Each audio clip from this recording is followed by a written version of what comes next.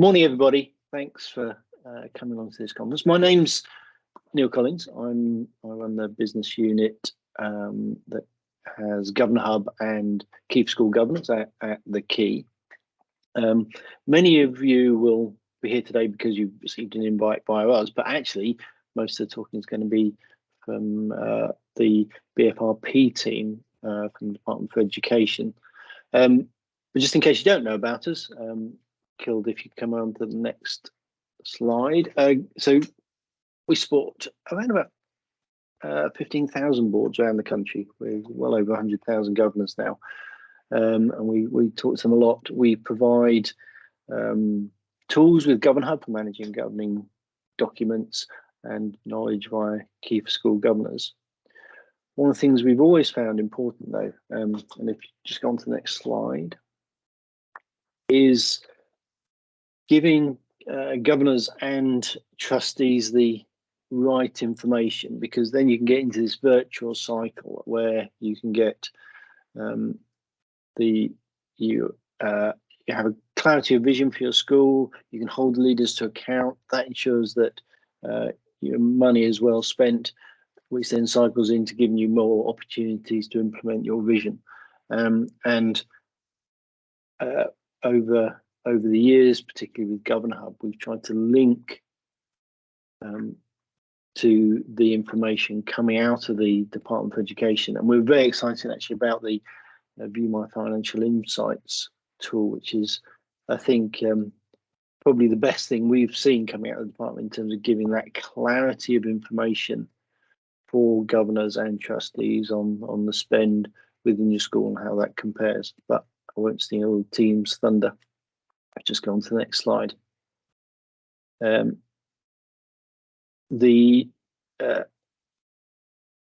going to cover today is a bit of background on VMFI. There's then a demo, and then there's going to be Q&A.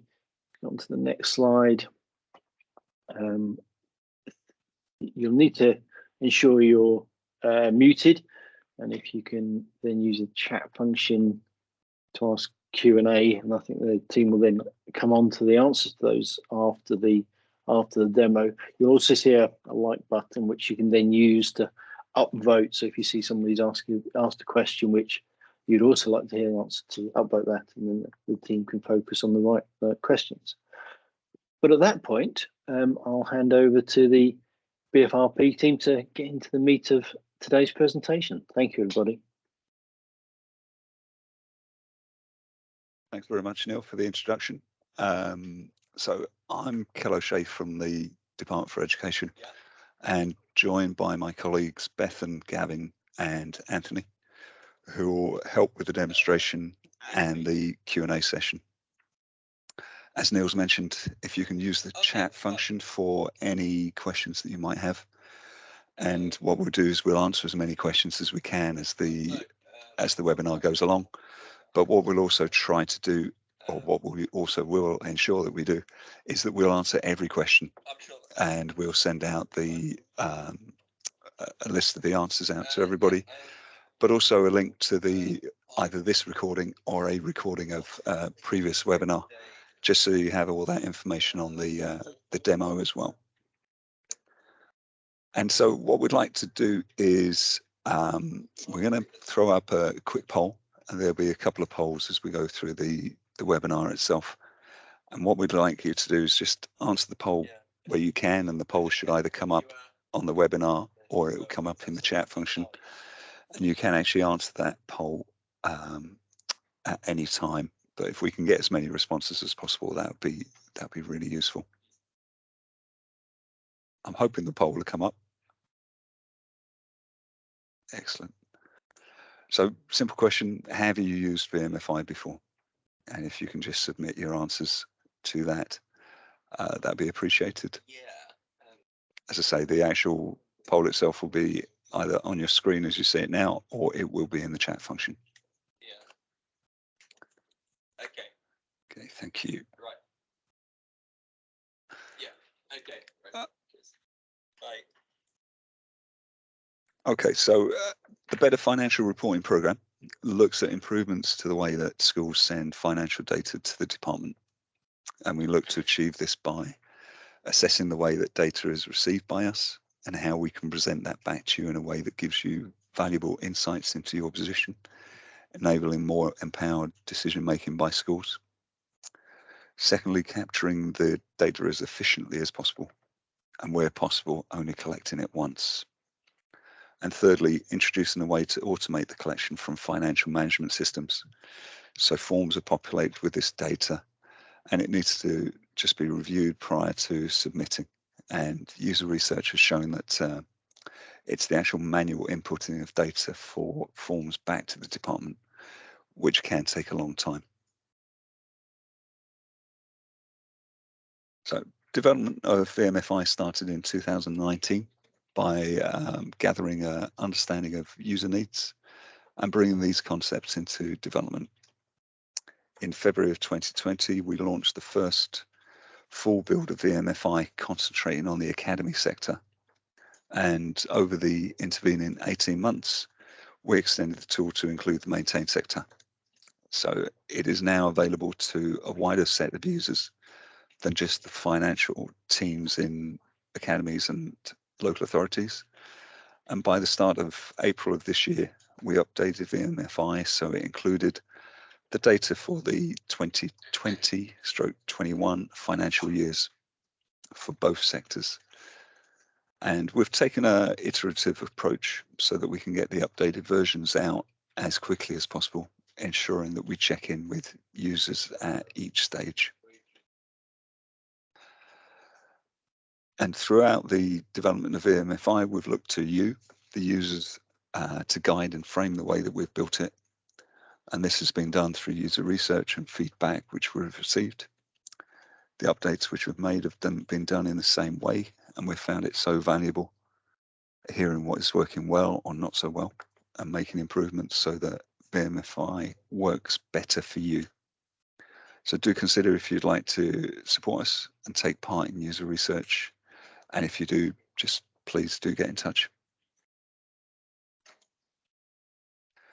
VMFI contains data from the financial returns of the maintained schools through the consistent financial reporting return to the local authorities and the academy schools through the accounts return to the DfE, as well as data from collections such as the school census or workforce census.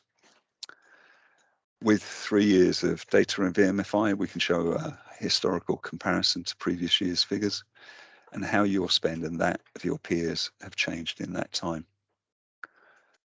Access is available for finance teams and to school leaders, trustees and governors who support with governance and oversight, as well as granting access to SRMAs who may be supporting your school. VMFI will select a set of 30 default comparators for your school from the same sector. So if you're a maintained school, from maintained schools, and likewise academies from academies, but you can choose to have this selected from both academies and maintained schools, and VMFI will choose that default 30 comparators for you. With additional functionality that we've built into the tool, we've looked to give you further insights on how your spend compares with peers and to signpost you to areas of support through the commercial recommendations and resources.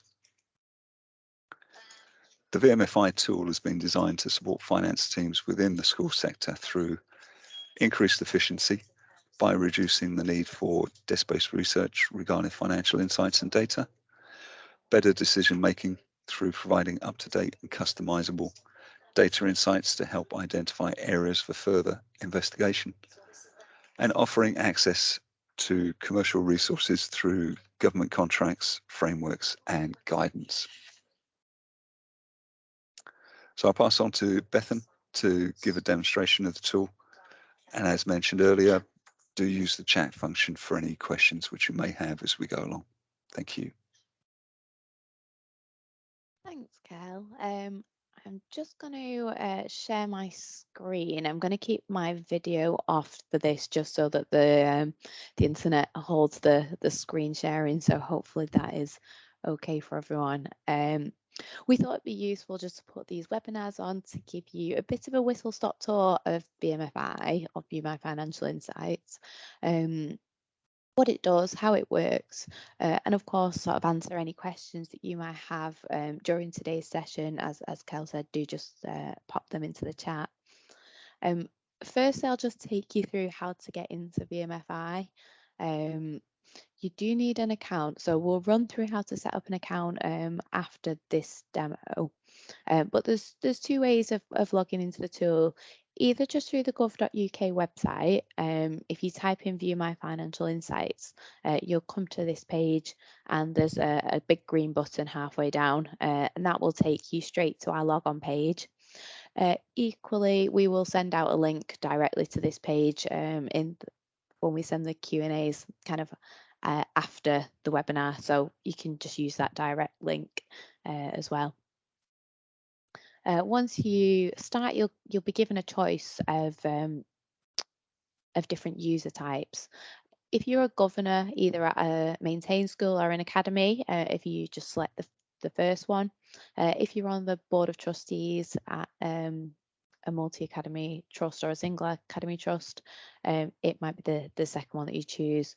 But I imagine most people on this webinar will probably be going for the first one. I'm going to use a dummy account today, so it's not any real data, but it's just under a multi-academy trust, so I'll just be selecting that second one there.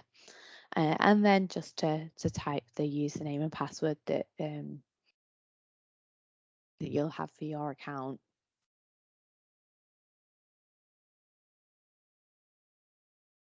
And then this takes us through to a few different pages, and I'll come back to this page later on in the demo, but I just want to highlight this button here. So the summary of finances for Academy Trust only. We're going to come back and have a look at that later on.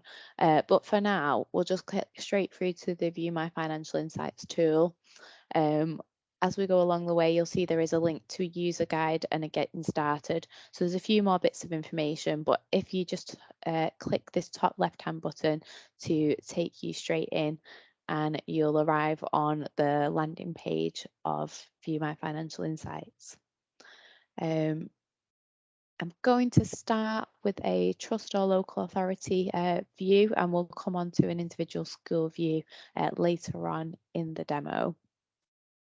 It does load slightly slower over Teams, so you should find that this is a bit quicker for yourselves when you log in. There was a couple of reasons that we set up View My Financial Insights, and that was off the back of some user research that we were doing in the department.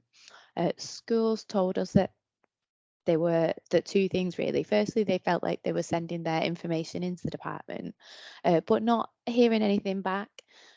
So I guess the first thing to mention about this tool is that it uses data that's been sent in by your schools to the department.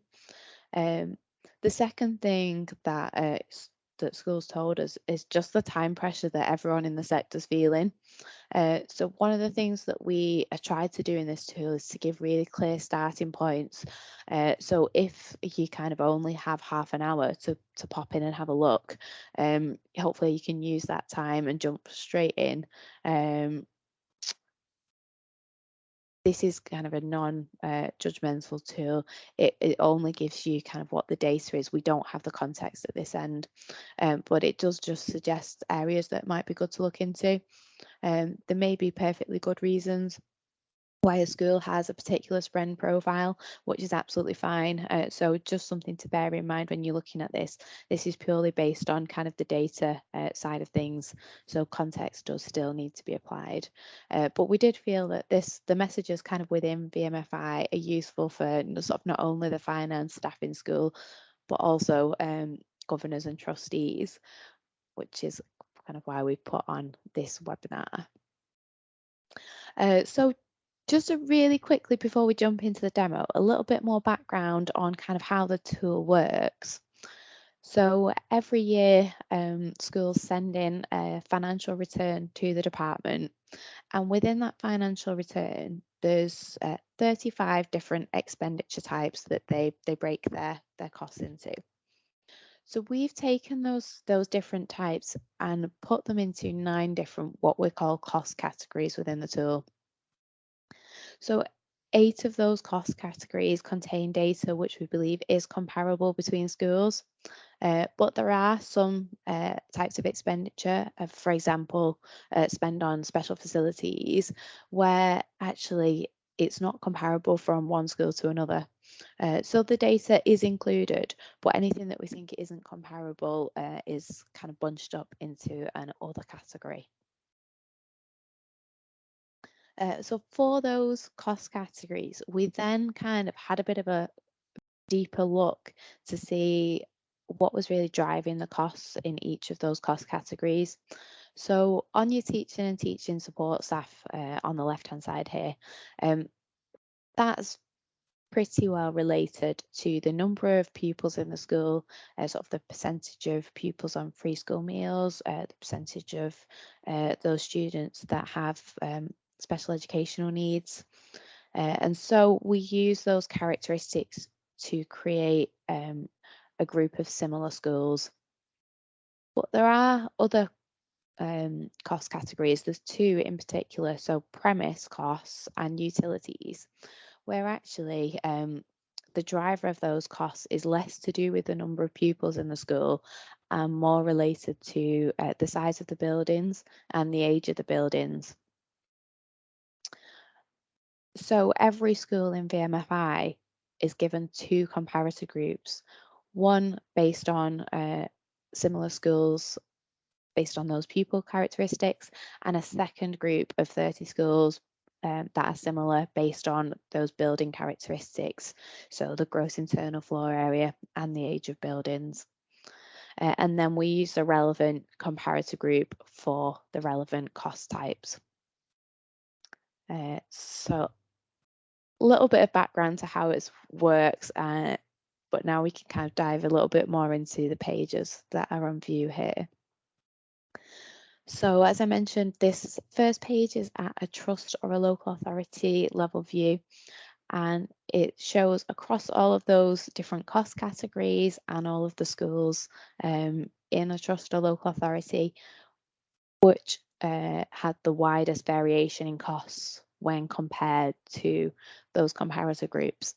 And the sort of 3 outliers are listed on this first screen. This homepage, users told us it was really useful, but actually they wanted a longer list than just the 3. So down on this left-hand corner, we have an areas for investigation button. I'm just going to open this up. What this shows is for all the cost categories and all of the schools within the trust or local authority, it shows them in a ranked order. So you can see all of them if I scroll down on this table here. This page is really interactive. So you can click into all different things within the page. So if you just want to see the reds, you can click on that and the table below will filter accordingly. And similarly, we've got the greens that'll do exactly the same. So we can look at sort of all different ends of the spectrum. On the top right hand side, this graph is also interactive. So it gives a really quick snapshot. If you just want to get that overview at a trust or local authority level, you can see straight away my eyes are kind of drawn to the premise cost category here because all the schools are sitting in the red or the amber categories. So that might be something that can be looked at sort of across the trust or local authority. If you've logged into this and you are just looking at an individual school, so maybe you're a governor at a maintained school and academy and want to focus on that, you can drill down here and just select the particular school that you're most interested in, and again just filter the table below accordingly.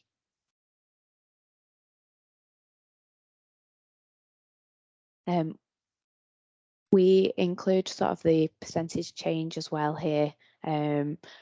I'll just say the RAG status on the right hand side, that's related to the school's position to its comparator schools. So that's what that is showing on this right hand side here. I'm just going to jump back for a moment and show you another view on the right hand side. So this will either say trust or LA cost overview, depending on if you're an academy or a maintained school. And in a similar way to the last page, this really just gives you that overview at the trust or local authority level. So we have a graph for each of the different cost categories. As you scroll down, you can kind of see them all here. You can view these graphs in a number of ways. So I've come in and it's landed on the per pupil or meters squared tab, but you're able to click and see this as actuals, percentage of school expenditure or percentage of school income. These final two might be particularly helpful if you're comparing schools in different areas, so different levels of funding. So there's lots of different lenses that you can kind of pick to look at the information through. One thing I will just draw your attention to is this RAG toggle. So again, if I pop that on, it really changes the shape of the page. And what this is doing is going to those metrics behind the scenes. So for Coketown Cross Keys Primary School, when it's compared to its 30 most similar schools, it's coming out green. Whereas Coketown West High School, when compared to its 30 most similar schools, is coming out red. So it's not comparing the schools within the trust to each other. It's going back to those metrics behind the scenes, and really just helps from a trust level perspective or local authority level perspective. See if there's anywhere where maybe efficiencies can be driven, or maybe there's common procurements across all the schools that might be worth looking into. And again, just gives you that quick snapshot here. If all the schools are kind of amber in admin, might be an area to look at. Yeah, just really quick overview. If you then want to dig into that a little further, under every graph, there is a link. And you can follow that through. And you see your cost category level graph up the top. And then halfway down the page, there's different tabs. And this just takes you to a lower level of detail that sits underneath those cost categories. So you can start to drill into, see really where the spend is maybe higher or slightly lower, and build up a bit more of a detailed picture of what's going on. There is a historical comparison toggle as well. This was available on the last page as well. And if you want to switch that on, you can see the data for the last few years, and really start to build up the trend of what's happening, and if one year is particularly sort of out of kilter, or if there's a gradual increase over the time, just to add to the understanding of what's going on really.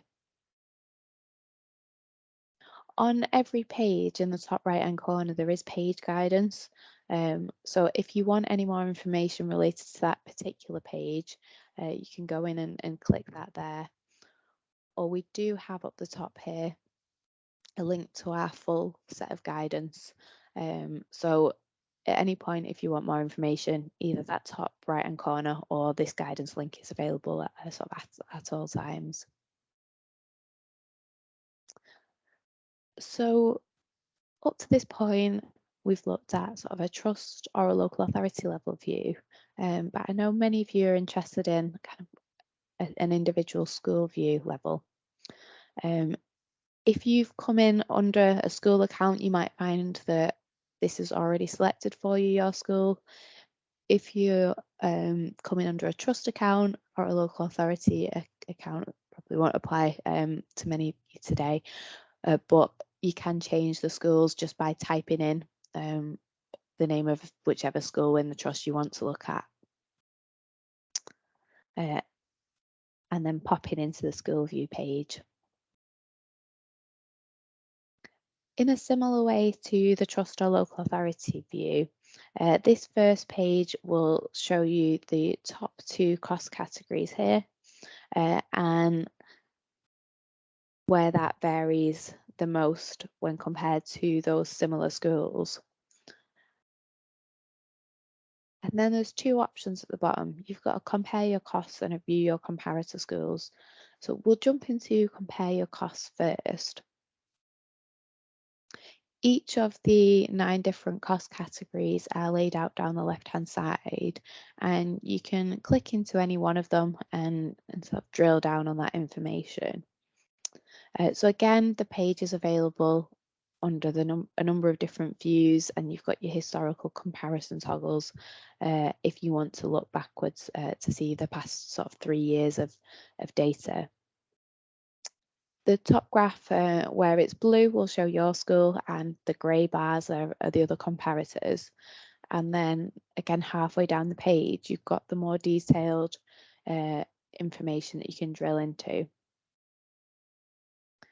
We plot the median line on the bottom graph here, and where you can see kind of this blue bar is the school I'm looking at the moment.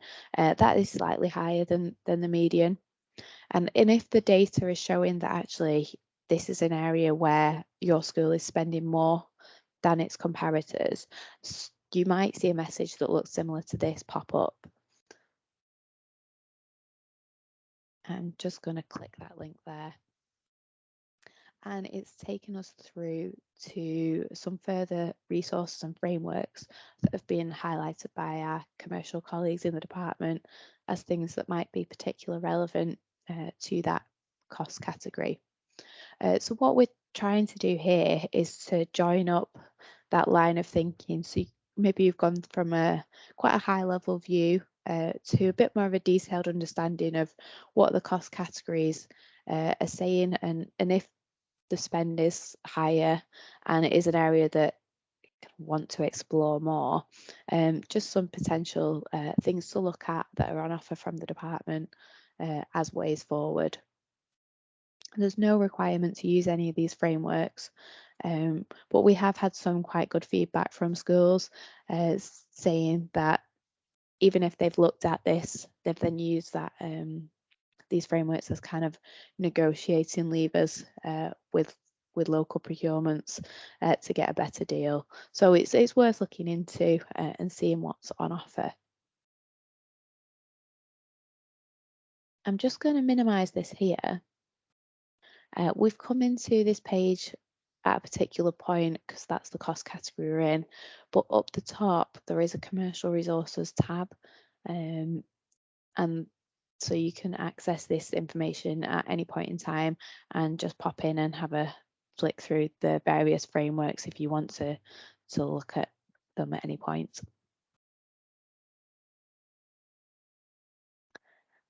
Just close that and jump back into where we were up to. One question that we often get asked is about the comparators. So users wanting to know more about who are in the similar group of schools. So if I go back to this home page here, on the bottom right hand side, there was the other tab, the view your comparator schools, and I'm just going to follow this link through. On the left hand side is the information about your school and the various characteristics that are associated with it. And then in the middle, we have 2 comparator groups. So the top one is those 30 similar schools based on the pupil characteristics. And the second one is the 30 similar schools based on the building characteristics. And you can select any of the schools and click that link at the top, and it'll just put them in a side-by-side view. So you can see between this school and its comparator, they're in the same school phase. That's something that we put in the tool anyway. So a secondary school would only ever be compared with a secondary school. Similarly, a special school would only ever become compared with another special school. So you should see that they are the same. The number of pupils, again, here there's nothing in it. Percentage of free school meals and SEN are very similar. And then on the right hand side includes sort of the cost category values of your school versus the comparator, and a little graphical representation of that below. We do include where we have it, the contact email. So if there is something that you want to kind of speak to the other school about, work out what it is they're doing, maybe start a conversation, that link is there to be able to do that.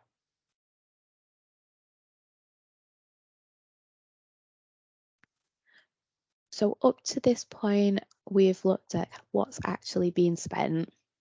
I want to jump back into the Trust and Local Authority View tab just for a minute, because we also have in the middle here a little bit about forecasts and risks. So this data is, we only collect this at Academy Trust level. So not all of you would see this tab on your screens, but if you are coming in as an academy or an academy trust, you will see that in the centre of your screens there. What this is showing is, firstly on the right hand side, your budget forecast metrics. So this just pulls out a few key metrics: staff costs as a percentage of income, expenditure as a percentage of income, a couple of things to look into as key metrics. And then on the left hand side, we have a graph that plots your BFR balances. So that's what the trust is forecasting on the dotted purple line there, and the AR balances, so this blue line, that's showing what's actually being spent. And then the table at the bottom is just pulling out a little bit of analysis on that. So what's the difference? You know, is your forecast out of kilter with what's being spent, what you expected to spend? And up the top here, again, this message won't show for everyone, but as you can see here, the forecast is showing a decline in balances. It's not gone into a deficit, but it is on a downward trajectory. So we do pop a little message up there, and this message will kind of change depending on the data. So for example, if there's particularly high staff costs, if that's looking at sort of 95% of income, then you might see a message on here, and it's just includes some suggestions of things that might be worth looking into if that's the position of your school or trust.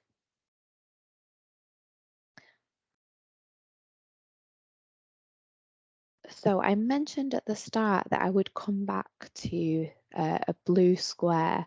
So I'm just going to click on the view your education data right at the top of the screen, and it takes us right back to the start. This was the kind of blue square that I pointed out, the summary of finances. Quite often we get asked, can I kind of print and take these graphs away? And we are a little bit limited in what the technology currently allows us to do. What we have been able to do in the meantime is create a summary of finances, and this is at trust level. And it's available in PDF or Excel.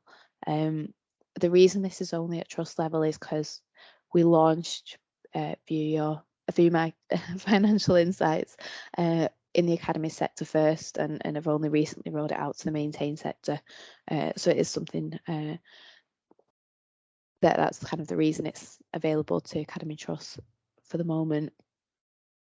And it pulls out some of the key insights that have been available that I've talked through today. So that last screen that I was just showing, this is pulled out in the information on this page. The table is kind of described in words. What's the variance? What's that meant for the last couple of years? on what the sort of key forecast metrics were. So that's all available there. And if I scroll down a little, for every school within the trust, it pulls out the cost category, which is the highest variance when compared to the comparators. So it's just a short report, but it might mean we kind of appreciate there's a lot of information in VMFI to take in, and so this just provides a short extract that you can take away.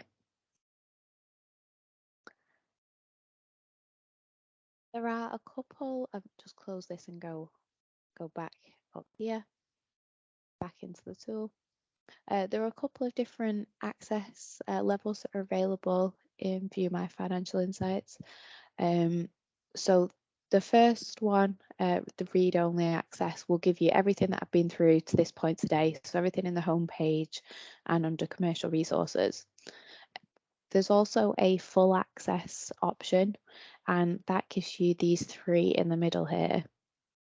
So it's worth chatting with your school to kind of decide which option is best for yourselves.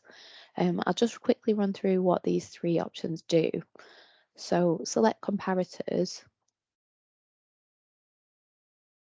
This allows you to create those comparator groups yourselves rather than the default list that the tool automatically provides.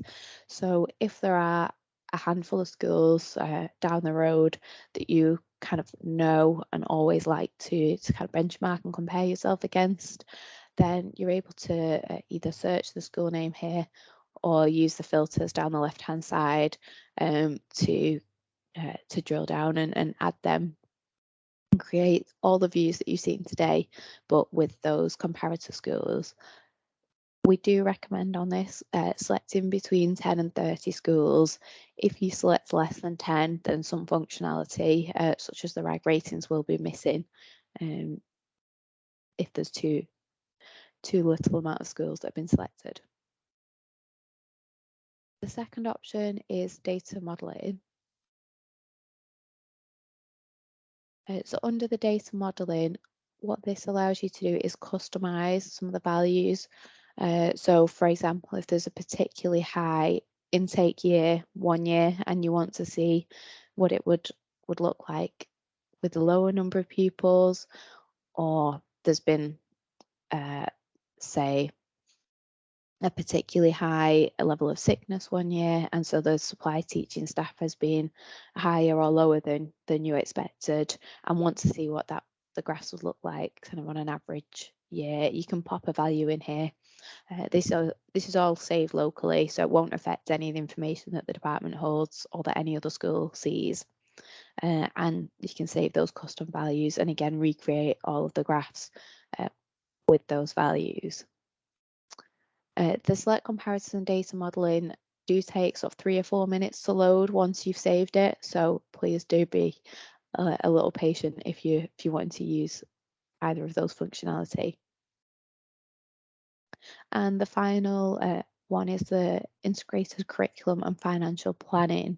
And this is a very, very basic integrated curriculum financial planning tool. And it might just be something that if your school hasn't done integrated curriculum financial planning, maybe they're looking to get started with it, but just haven't had the time or capacity to at the moment. It might be something that you want to point them in the direction of. We use the data that have been submitted to the department in various census, schools pupil census, and also the workforce census to populate as much of it as we can. There are still a couple of bits of information that your school would need to type in. I'll just run you through the pages, so just 2 pages, and then it produces this deployment plan and just highlights a few of the key integrated curriculum financial planning metrics. So it just gives you a bit of a flavour of it, and it might be something that points you in the right direction of a conversation to start. So that has been a bit of a whistle-stop tour. I'm going to stop sharing my screen now and hand over for any questions that may have come through.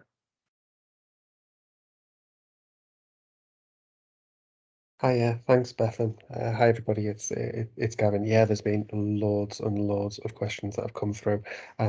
We've been frantically hammering away, trying to put answers in there, but we're really conscious that most of you will have been concentrating on the demo that Bethan's been showing. So we'll do a session where we run through the Q&A, try and get through as much as we can in the last 20 minutes. Any questions we don't get through or an answer to, we will provide as part of the readout from this session. So you'll get a copy of the slides and you'll get a copy of all of the Q&A as well, including any that we, as I say, we don't verbally answer or have typed answers to. I think, Bethan, if my memory serves me right, you're going to pop up another poll? Yes, it's on its way. Fantastic, thank you.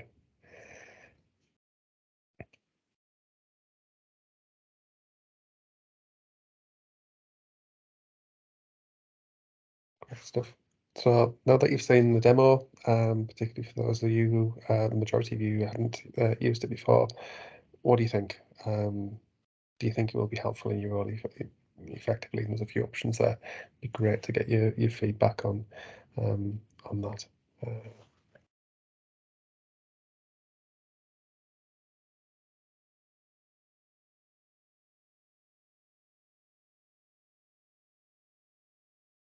Lovely. And Anthony, our colleague, is going to act as question master, and as I say, I will try and rattle through as many answers as I possibly can in the time we have remaining for you. Anthony. Thanks, Gavin. Thanks, Gavin. So to start with, are you taking the management information from operational systems? Which operational tasks are concurrent with the data entry? So the data we use is data that's actually submitted to the department. So finance data, people census, workforce census, SEN data. That's the data we use. So once it's kind of coming from you, we then treat that as kind of a final version and use that. Thanks, Gavin. When will the 21-22 data be available? So for maintained schools, which I think the question was asking, but I'll cover both just to be on the safe side. So maintained schools year end March 2021. That data is due into us over the summer from local authorities and from schools. That then goes through a cleanse process. We actually don't control the data submission process, unfortunately. And then it'll be released to us to update the tool. So at some point in the autumn, we will do that. It'll just depend on everybody getting their data in on time and that cleanse process running smoothly. For academies, their data, their academic year doesn't end until the end of August. They do their year end and their data comes in January, and we have historically updated the tool in March, so kind of about 5 to 6 weeks after the data comes in. Thanks, Gavin. Is this the same as the benchmarking website? And if not, which one should we be using? So it's not the same as a benchmarking website. So VMFI came out of a space where we went and spoke to schools around the data submission process and data insights, and as kind of as Bethan mentioned earlier, schools gave us some really useful feedback that they didn't feel they were getting enough out of the tools we were using, and primarily it was around the information that the other tools, including the benchmarking site, was putting out at the time, was quite neutral. So users were having to sit down and work their way through all of the various charts and graphs to work out which areas they should focus on first. And also the other thing was then, okay, if we do that and we acknowledge it's an area we could do something about and we want to do something about, there's no join up to other parts of the department's offer around commercial. So they were the kind of key things that came back to us. We also then started to hear around data modeling and being able to use the tool a bit interactively. And it was just felt that the better way of dealing with those things was through a separate tool, because it was targeted at the users within the schools, whereas things like the benchmarking website are really, really good for the wider stakeholder engagement, the public, anybody who has an interest in school spend. So that's kind of the reason why we've ended up where we are. Thanks, Gav. How do we know that every school is reporting the same costs in the individual cost centres? Predominantly through the detailed guidance we issue. So for the consistent financial reporting return for maintained schools and for the accounts return for academies, there is very detailed guidance about what goes into each cell. We've also now got a chart of accounts on the academy side, and we map detailed expenditure lines to the academy side of the return. But because there's synergy between both sides, maintained schools could refer to it as well. And so if there's a grey area they're not sure, that can be another helpful means of understanding where the right place to go is. And I think the other thing just to flag is we use the data, especially on the academy side, to produce the department's accounts, which are unqualified and signed off by NAO. So we know it's a really robust data set. We do get this question really quite regularly. There's more we can do to improve validations and checks, and there will be some things in there that kind of slip through the net. But on the whole, the data set is really robust. Thanks, Gav. Is this a free service or is there a cost? It's free. We think giving schools the tools to help them make the most effective financial decisions is absolutely the right thing to do. So we fund it our department budget, so it's completely free to users. Thanks, Gav. The ability that MATs and local authorities have to compare schools, will that be in place for federations as well? So for federations, there's a little bit of a mix out there with how federations work. We see when we kind of get the full set of returns that come in, but traditionally, kind of the basic model of a federation is 2 schools, for example, an infant and junior reporting as a single federation, and that data will come in against the one school. Now, because we've just got the joint data submitted to us, that's how we'll push it back out.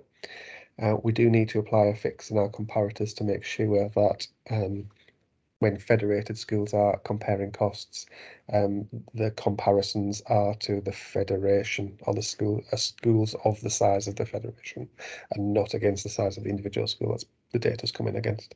But that's how we handle federations. Thanks, Gav. We've had a few questions for access, how to get access for items or DSI. We've put up a slide on the screen. Could you possibly quickly talk through how to access it for people? Yeah, so there's kind of 2 routes in which has kind of grown based on the user need.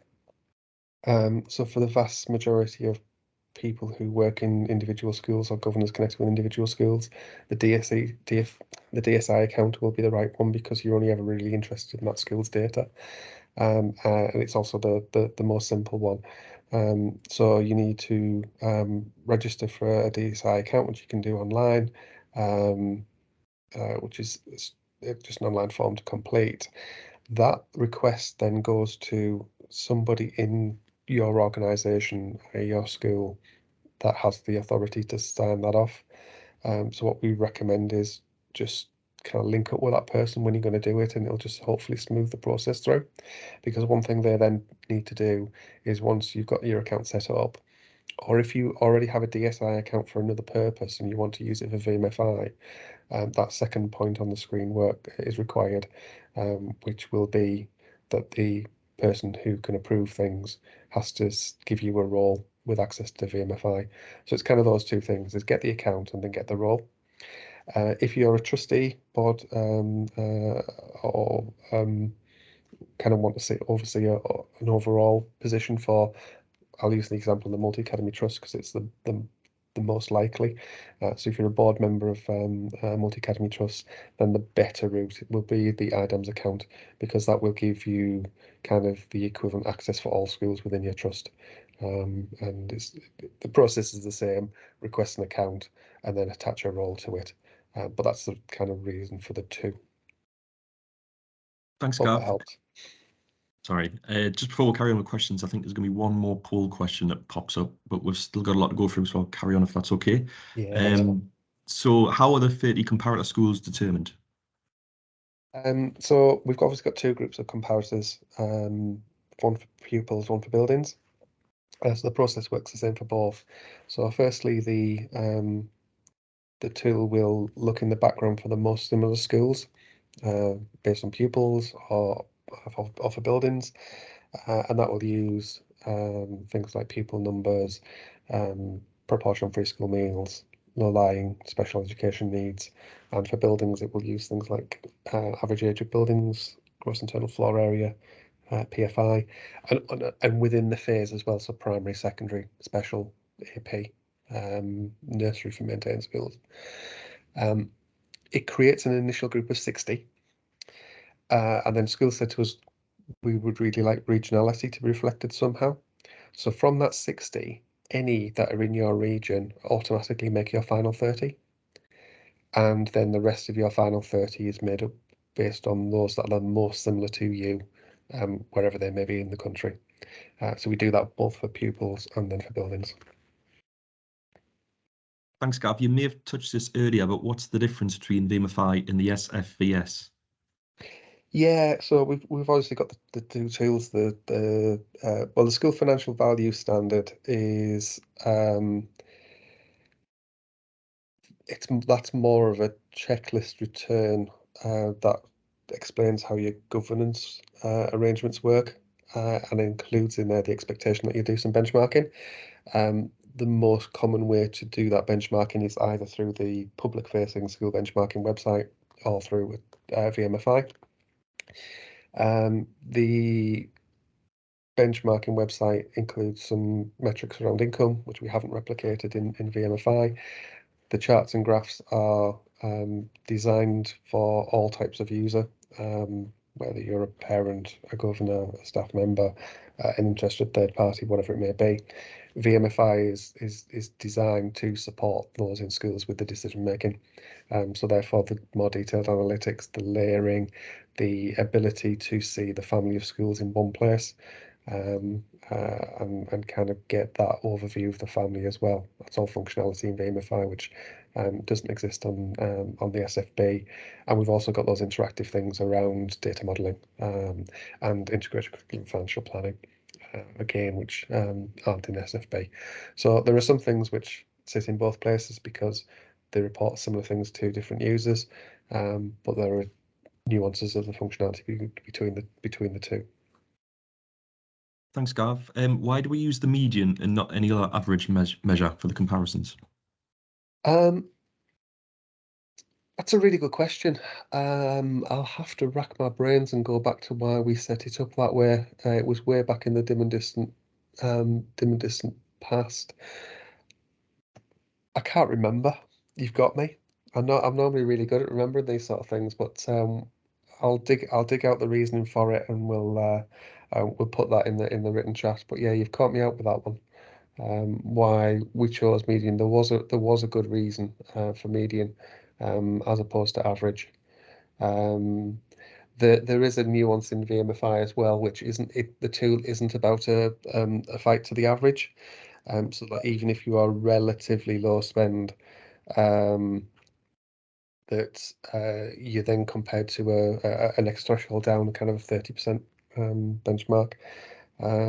So we didn't want it to be a tool that fought for the average, which using the mean might do some of that. And I think there's also an element of, and thanks to Beth, and she's just IM'd me separately, about outliers and not affecting the average too much as well. So if you have kind of a real extremes on the outliers, using the median value kind of strips out a bit of the effect of that. Thanks, Gav. How are the framework providers selected? Are they local or national? They're national. So we tie in with our school buying service, our commercial colleagues that arrange all of those things. So we're tied into them. We're not tied into any arrangements you have locally, unfortunately. And that's kind of why we say there's no obligation to use the national frameworks when you see them. But it does two things, our users tell us. So firstly, it provides that link between the questions of what's the scale of the issue I need to look at, and how can you help me do something about it? Because schools were telling us they were spending time just Googling stuff and trying to find the frameworks themselves. So bringing them together hopefully saves time and effort. And the second thing users told us was that they might not use the national frameworks, but it gives them a kind of an extra piece of information. And a number of schools have said to us they prefer to support their community and suppliers in their community, local suppliers. Completely get that. But if you can understand what you may be able to secure from a national contract, it gives you that bit of information if you are going through a local procurement. So hopefully kind of those two things help you move forward, even if you may not directly use the national frameworks. Thanks, Gav. If we are just comparing schools and their spending, how do we know that we're not all overspending on certain things? Yeah, so there is within the comparators the ability to see which schools are in surplus or deficit. So if you're comparing yourself against a school, and you'll be able to see that. Also within the select comparators, if you want to create your own group and you want to filter out any that are in deficit, you can do that through there. So there's a kind of a couple of ways you can you can deal with that. But yeah, that's kind of how we handle it. Thanks, Gav. Do we examine other qualities such as being green, using fair trade suppliers, or the happiness of the school? We don't at the moment, and that's mainly because we don't collect the data. So we can only use the data we collect from schools. If that position changes, I'm not saying it will, because every decision we take around data collection, we put through a lens of the burden of collection against the use of it on coming out the other side. But if that position changes, then of course we will say to users, look, we've got this data set now. Would it be helpful to produce some insights from it? And we'll see how what would be the most beneficial for users, but not at the moment. But that's just down to data collection rather than a deliberate choice of us.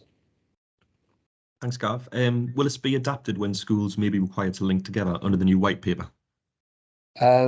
Yes, so the tool shows the school under its current family. So we kind of have that now because we get schools converted from maintained schools to academies, and we get academies moving within trusts. So it's kind of something we're already familiar with and working with. So we do show the school against the organisation it belongs to at the time, and that's because we think that's the most relevant information for the user. We don't think it's useful for the organisation it's left to necessarily need to look at that school's data. Thanks, Gav. Given the time, this should probably be the last question, but if you're a site with a mix of buildings, such as half Victorian and half new builds, will this be picked up in the age profile? It does. So the data that comes in will have that kind of mix within the profile, and we use that to create the average age of buildings. So it will be reflected within that metric that then feeds into how we calculate the comparator groups. I did just put in the comment because the condition data is only, it's not updated for everybody every year. There's a kind of a reporting process that goes through. So if you've got a brand new change, then that might take a little while to feed through, because until it comes into the department, we then won't use it in the analytics. But other than that, it'll be factored in. Thanks, Gav. Given the time, I think we should stop there. But just to say, there's quite a lot of questions we didn't get through. We'll put together a little document and send them out as soon as we can. Yeah, that's great. Thanks, Anthony. Thank you, everybody, for attending today. I hope that has been an interesting, if not whistle-stop tour through VMFI Financial Insights, and I hope it's given you food for thought about how it could support you in your role as governors and with the responsibility for those decisions. So please do go away and use it. You've got our contact details if you want to get in touch. We'd love to hear from you. We'd love to hear from you if you're happy to help us shape it going forward so it could be even better. And we'd love to hear how you've used it as well. It's always brilliant to hear that by seeing some data it's made us think about, and we've gone away and done X. That would be fantastic too. So please do get in touch, and we'll close the session down and enjoy the rest of your day, whatever it holds. Thank you.